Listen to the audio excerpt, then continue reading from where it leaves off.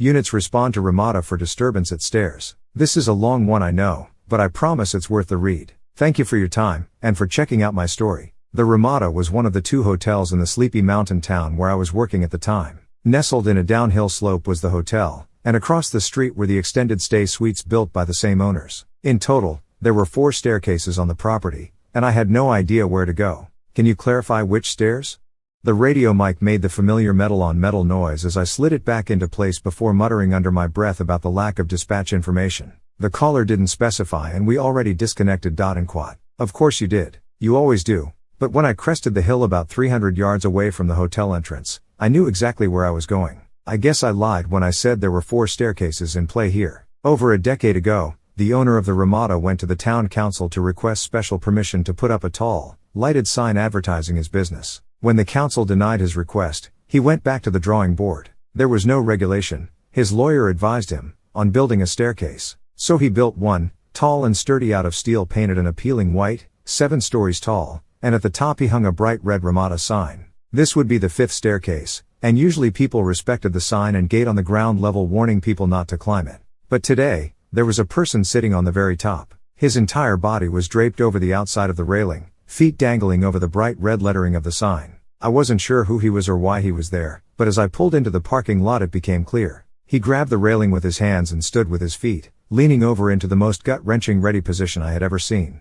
This guy was prepared to jump at a moment's notice, right in front of me. My mind flashed back to a documentary I had watched before, about a California Highway Patrol unit assigned to the Golden Gate Bridge. He had made a career of stopping jumpers and he broke down his method. Start a conversation, build a rapport, find common ground, figure out what's going on, and ask about their plans for tomorrow. The plans for tomorrow part helped serve as a reminder that their life was bigger than whatever led them to this point. I never had any formal negotiation training, so this was my plan moving forward. This guy had recently come into some money. About $11,000, to be exact. He didn't trust a bank account because his parents stole all his money as a kid, so he kept it on his person at all times. His close group of friends all benefited from his newly found fortune. He paid for dental work, and skateboards, and car parts for all his buddies who couldn't afford those things on their own. Then, when he was down to his last few $1,000s, those same friends got him blackout drunk, took his pants off him, took the money out of his pockets, and left him there to wake up alone and with nothing.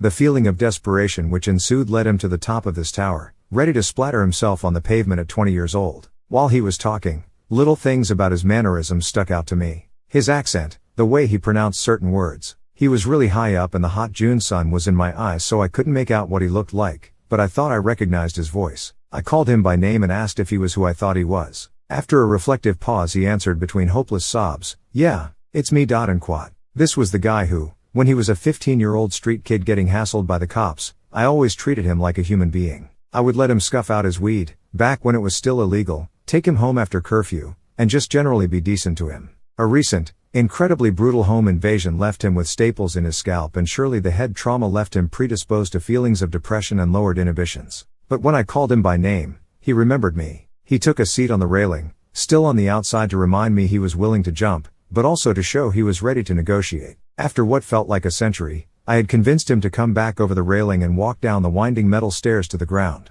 With each level, my anxiety shrunk. When he reached the ground, I shook his hand, gave him a hug, and took him to the hospital to get the help he was needing so badly in this state of crisis. I haven't seen him in a year or so now, but I still remember how glad I felt that day when he decided to come down. I still think about the kid at the top of the stairs from time to time.